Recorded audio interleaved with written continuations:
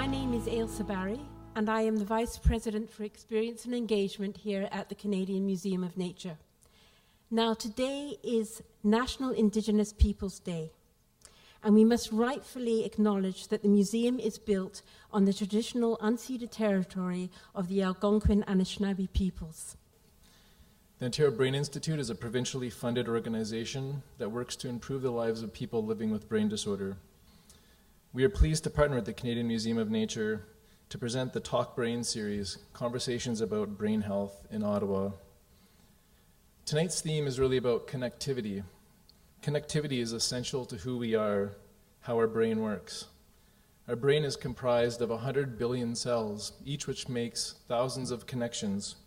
So we're fundamentally dependent on connectivity. Protein to protein, cell to cell, neuron to neuron, person to person, and tonight, as we'll learn, we are connected as people to the land. Our speaker tonight is Carol Hopkins. Carol is the Executive Director of the Thunderbird Partnership Foundation, a nonprofit organization whose mandate is drawn from the First Nations Mental Wellness Continuum Framework and the Honoring Our Strengths, a renewed framework to address substance use issues among First Nations people in Canada. I come from the Delaware Nation, known as the Lenape people. And we're located in southwestern Ontario along the Thames River, just southwest of London.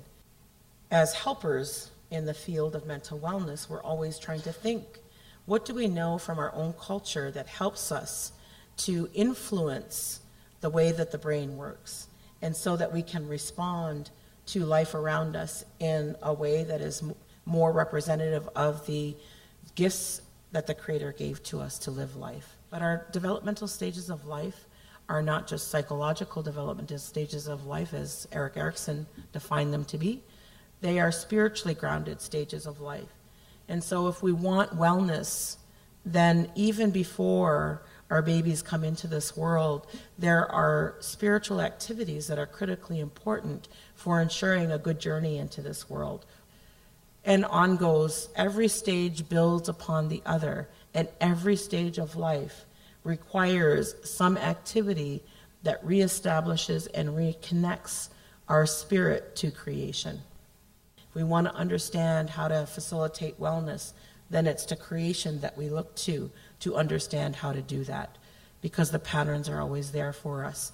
Our knowledge systems are still intact across this land and across the cultures of Indigenous people.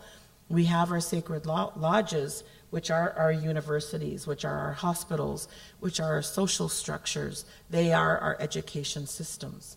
And every culture of people has a certain way that they build their lodges, which is the structure for understanding their worldview. Attitude towards living life requires connection to family and community. It requires an understanding of your identity and where you come from, what's your worldview. And in meaning, it's facilitated not only by the rational knowledge, but intuitive knowledge, which is spirit-based knowledge. And so when our children are at the adolescent stage of life, it's important that they go out on the land for a period of time. And that those answers that are facilitated there, they come from the land. And then our purpose is facilitated by understanding that as Indigenous people, we have a unique way of being in this world and a unique way of doing things.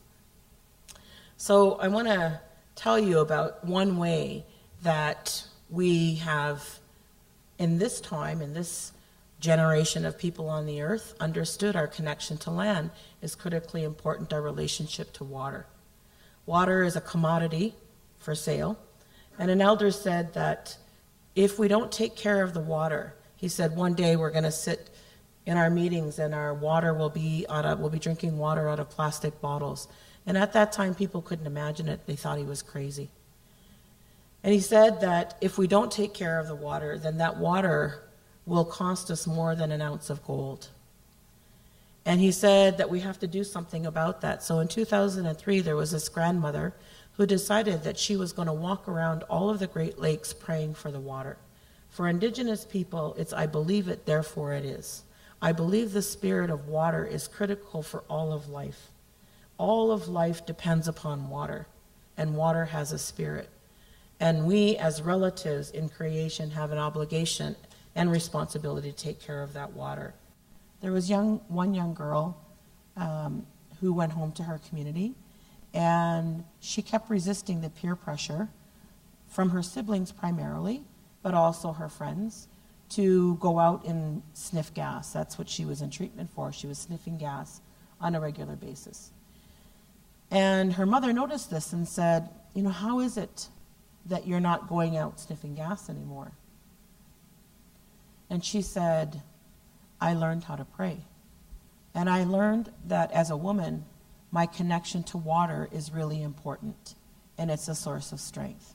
So every time I feel like, you know, all of that pressure is getting to be too much, I take my medicine and I go and I sit by the lake and I pray.